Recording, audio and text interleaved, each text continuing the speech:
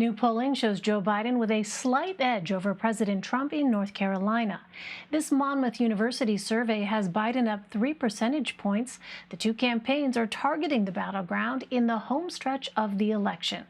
Both vice presidential nominees have events planned in the state later this week. The U.S. Senate race also remains tight. Republican Senator Thom Tillis is trailing his Democratic challenger Cal Cunningham, despite recent revelations of Cunningham's extramarital affair. There's a little more separation in the race for governor.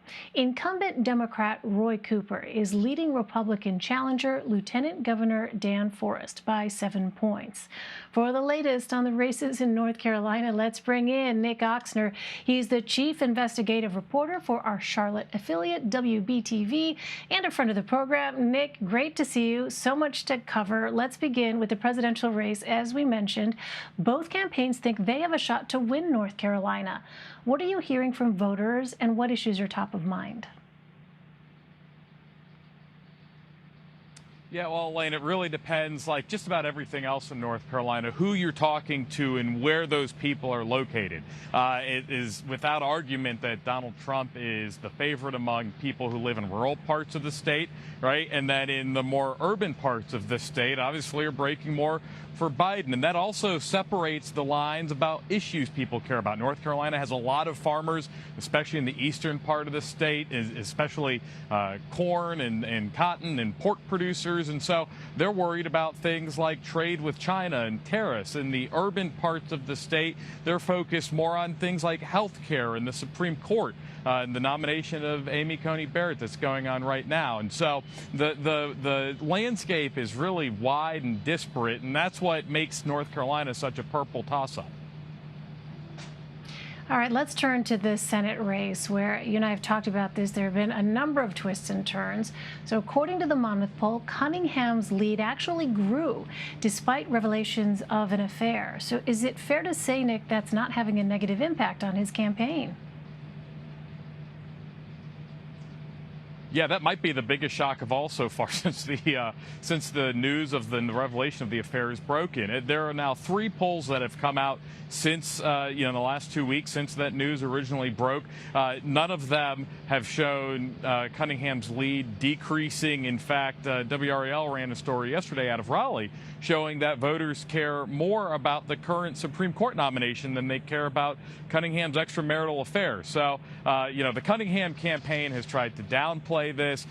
They issued, basically one statement on this. They haven't really substantively answered any more questions about the affair, and that seems to be working for them.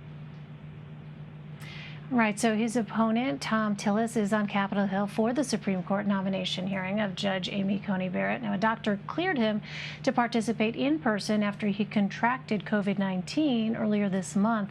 So you mentioned this off the top, that for some voters in North Carolina, national issues like this Supreme Court vacancy are very much top of mind. But I wonder about the Trump administration response to the pandemic. How are those factoring into the Senate race? Yeah, again, it very much breaks along party lines and who you're talking to. I mean, just about all of our Republican candidates in North Carolina are holding campaign events where people are gathering in large numbers and not adhering to masking, right? And so for Republicans, that's not much. The response is not much of an issue. On the other hand, Cal Cunningham and the Democrats are using that as an example of, Thom Tillis's falling in line yet again with the Trump administration.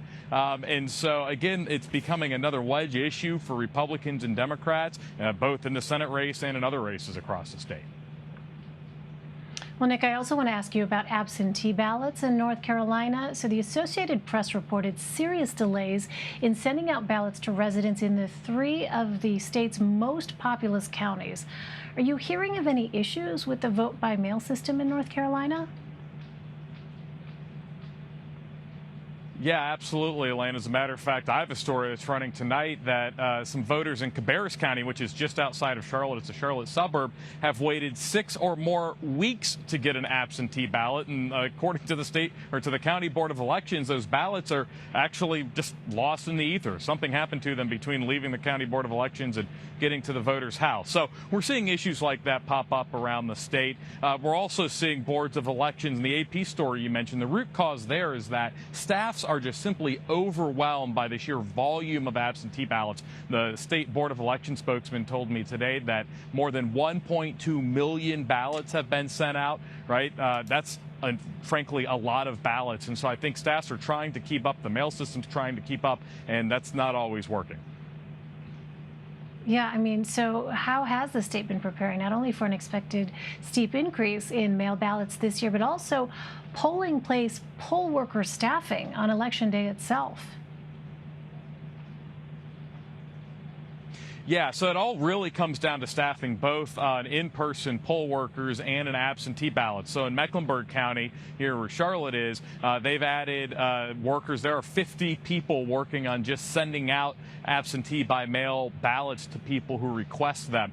The state was running what they projected, or was projecting that they would run a shortage of poll workers for in-person voting a couple months ago. But actually, as it stands now, the State Board of Elections says that they've exceeded the number of workers they need to conduct in-person voting for this election. Early voting in person starts here on Thursday. And so the state actually has filled all of the needs that they had. And just a couple months ago, they were actually telling us how worried they were that they might not have enough poll workers. So that's actually a good story, if we can find any in 2020.